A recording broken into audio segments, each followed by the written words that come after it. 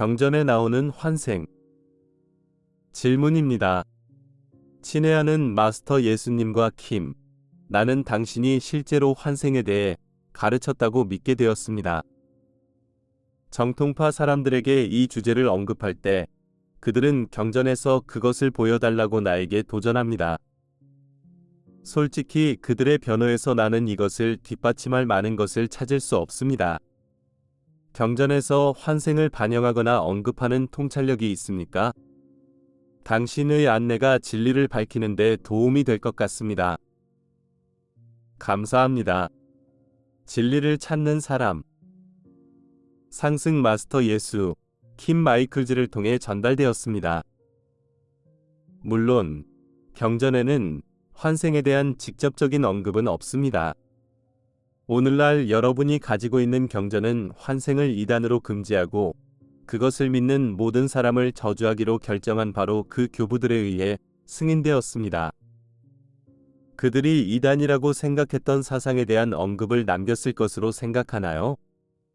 과학적 물질주의자에게 신의 존재에 대한 과학적 증거가 있는지 묻는다면 어떤 대답을 기대할 수 있을까요?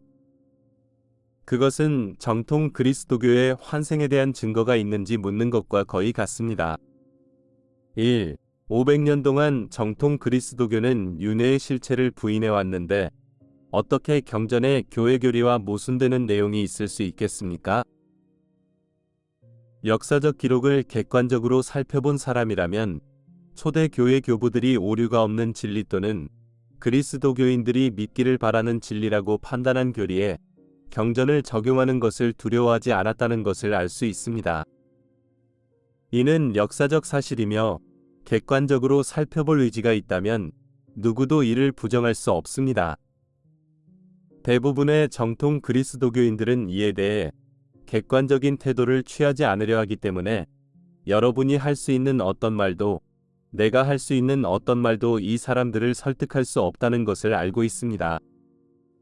하지만 적어도 오늘날 사람들이 가지고 있는 경전이 2000년 전에 내가 실제로 가르친 내용을 그대로 반영하고 있는 것은 아니라는 사실을 알려줄 수는 있을 것입니다. 실제로 오늘날 알려진 사복음서에는 환생에 대한 직접적인 언급이 전혀 없습니다.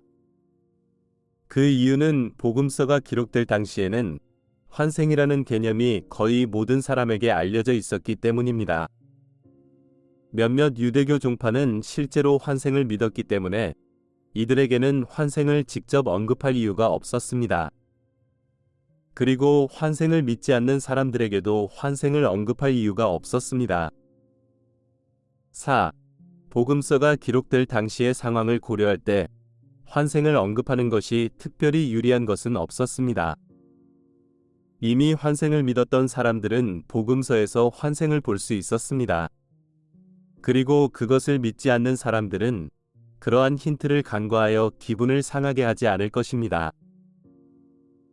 단순한 사실은 내가 외부 가르침에서 환생을 주요 문제로 삼지 않았다는 것입니다.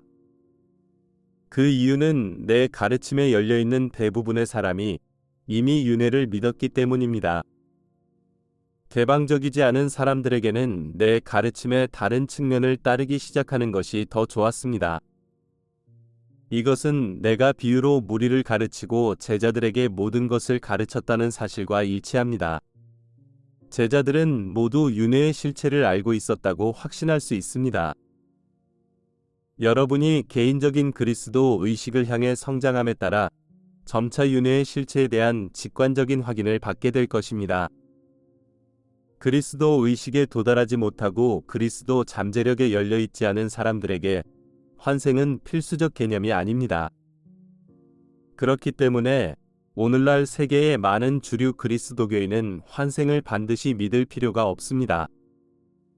그들이 그리스도 의식을 얻을 수 있는 잠재력이 있다는 생각을 받아들일 준비가 되어 있지 않다면 환생을 믿든 믿지 않든 거의 차이가 없습니다. 그러나 오늘날의 세계에서는 다른 곳에서 설명했듯이 2000년 전보다 훨씬 더 많은 사람이 개인적인 그리스도 의식으로 가는 여정을 준비했습니다. 이런 사람들에게는 윤회를 이해하는 것이 참으로 중요합니다. 그렇지 않으면 신과의 관계를 해결하고 신과의 평화를 이룰 수 없습니다. 이것이 내가 그리스도는 여러분 내면에서 탄생한다. 책에서 환생을 언급하는 이유입니다. 내 요점은 그리스도교인들이 환생을 받아들이도록 강요함으로써 얻을 수 있는 것이 거의 없다는 것입니다. 언급하는데 해가 되는 것은 아니지만 사람들이 그 생각에 열려 있는 것처럼 보이지 않는 한 그들에게 강요해서는 안 됩니다. 증명하려고 하지 말고 자신의 신념을 밝히고 왜 그런 신념을 가지고 있는지 설명하세요. 마음속에서만 드러날 수 있는 살아있는 진리에 대해 마음을 닫은 사람들에게는 아무것도 증명할 수 없습니다. 유대 종교의 법률가, 서기관, 바리새인, 사두개인 또는 성전 제사장들도 살아있는 진리를 받아들이도록 설득하지 못했다는 것을 알 수 있습니다. 마찬가지로 오늘날 그리스도교의 법률가들, 서기관들, 바리새인들, 사두개인들 또는 성전 제사장들에게 살아있는 진리를 받아들이도록 설득할 수 없습니다. 그러나 여러분의 이해를 돕기 위해 그리스도가 비밀리에 오심이라는 책에서 발췌한 내용을 소개합니다. 환생이 그리스도교의 일부였습니까? 우리는 이미 이원론적 마음의 상대성과 결합된 지속적인 인간 권력 투쟁으로 인해 그리스도교 신앙에서 더하고 빼는 일이 발생했음을 이미 보았습니다. 현대 그리스도교의 조직 구조, 교리 및 의례가 서기 200에서 700년 사이에 굳어지고 정의되었다는 것은 역사적 사실입니다. 이것은 주로 교부라고 불리는 지도자 그룹에 의해 이루어졌습니다. 이 지도자들은 그리스도교 신앙에서 여러 가지 사상을 제거하고 일부는 이단으로 금지했습니다.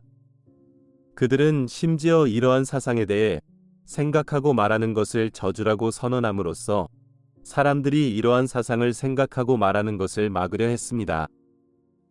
아나테마는 저주받은 것을 의미합니다. 즉, 교회에서 금지한 사상에 관해 이야기하면 교회 당국의 저주를 받아 하늘로 들어가는 것이 거부된다는 뜻입니다. 교부들이 금지한 사상 중 하나는 생명 흐름들이 이전부터 존재했다는 개념이었습니다. 이 사상은 서기 553년 제2차 콘스탄티노플 공의회에서 공식적으로 금지되었습니다. 교부들이 이 사상을 강력하게 비난했다는 사실은 윤회가 초기 그리스도교에 존재했음을 보여줍니다. 문제가 되지 않았다면 왜 윤회를 금지하기 위해 총력을 기울였을까요? 실제로 많은 초대 교회 교부들과 신학자들은 환생을 받아들였습니다. 알렉산드리아의 클레멘트와 오리겐은 잘 알려진 두 가지 예에 불과합니다. 대부분의 영지주의자들도 환생을 믿었습니다. 환생에 대한 최초의 심각한 저항은 유스티니아누스 황제의 아내에게서 나왔습니다. 그녀의 이름은 테오도라였는데 그녀는 이번 생에서 한 일로 인해 다음 생에서 벌을 받을 수 있다는 생각을 좋아하지 않았습니다. 그녀는 그런 종류의 개인적인 책임을 좋아하지 않았고 자신의 영향력을 사용하여 교회가 그 아이디어를 금지하도록 했습니다. 환생이 그리스도교에서 제외되었다는 사실은 환생이 어떻게 초기 그리스도교에 포함되게 되었는지에 대한 의문을 불러일으킵니다.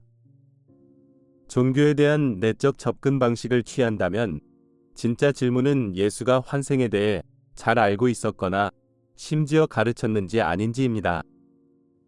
현재로서는 그가 그랬다는 증거는 없지만 징후는 있습니다. 사해 두루마리 같은 고고학적 발견은 예수가 쿰란의 에센의 공동체와 관련이 있음을 보여줍니다. 에센의 사람들은 환생을 믿었습니다. 팔레스타인의 다른 많은 종파도 환생을 믿었기 때문에 예수도 환생에 대해 잘 몰랐을 가능성은 거의 없습니다. 따라서 예수나 복음서 저자들이 윤회를 비난하지 않은 것이 중요하다고 생각할 수 있는데 특히 경전에는 윤회에 대한 두 가지 기회가 있기 때문입니다. 마태복음 17장에 나오는 다음 구절을 고려해 보세요. 10.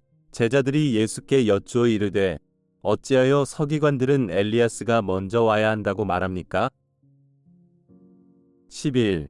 예수께서 대답하여 이르시되 엘리야스가 진실로 먼저 와서 만물을 회복하리라. 12. 그러나 내가 너희에게 이르노니 엘리야는 이미 오셨으나 그들은 그를 알지 못하였고 다만 그들이 열거한 대로 행하였느니라. 인자도 이와 같이 그들에게 고난을 받으리라. 13. 제자들은 예수께서 세례 요한에 대하여 말씀하신 것을 깨달았더라. 어떻게 엘리야스가 세례 요한으로 다시 올 수 있었을까요?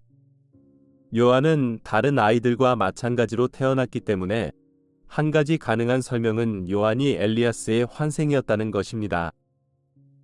이제 요한복음 9장에 나오는 다음 구절을 생각해 보세요. 1. 그리고 예수가 지나갈 때 그는 태어날 때부터 맹인인 한 남자를 보았습니다. 2. 제자들이 예수께 여쭈어 이르되 스승님, 이 사람이 맹인으로 태어났으니 누가 죄를 지었습니까? 아니면 그의 부모가 죄를 지었습니까? 그 사람이 맹인으로 태어났다면 어떻게 죄를 지을 수 있었을까요? 일부 그리스도교인들은 이 남자가 뱃속에서 죄를 지었다고 말하지만 이것이 상황을 설명할 수 있을까요? 구약의 율법은 눈에는 눈, 이에는 이였습니다. 따라서 실명을 초래할 만큼 심각한 죄를 지었다면 그 남자가 다른 사람의 실명을 초래했어야 한다고 생각할 수 있습니다. 배 속에 있는 아이가 어떻게 이런 짓을 할 수 있을까요? 따라서 또 다른 가능한 설명은 그 남자가 전생에 죄를 지었다는 것입니다. 예수가 현대의 많은 그리스도교인처럼 환생에 대해 부정적이었다면 제자들을 바로 잡을 수 있는 좋은 기회였을 것입니다. 물론 예수가 윤회를 가르쳤다는 절대적인 증거는 없습니다. 그러나 종교에 대한 내적인 접근 방식을 취한다면 외적인 증거는 필요하지 않습니다. 환생이 타당한지 판단하려면 직관적인 통찰력이 필요합니다. 윤회라는 개념이 여러분의 질문에 답하고 영적인 성장을 가속할 수 있을까요? 대답은 환생은 자신이 희생자이고 신은 불공평하며 자신의 상황에 대해 할 수 있는 일이 아무것도 없다는 느낌을 극복하는 데 매우 효율적인 도구라는 것입니다. 환생은 여러분이 여러분의 운명을 책임지고 구원에 대한 적극적인 접근 방식을 취하도록 장려합니다. 사실 윤회를 고려하지 않으면 신에 대한 분노를 극복하고 내 가슴을 다하고 목숨을 다하고 마음을 다하여 신을 사랑하기가 매우 어렵습니다. 그리고 신을 진심으로 사랑하지 않는다면 어떻게 그의 왕국에 들어가기를 바랄 수 있습니까?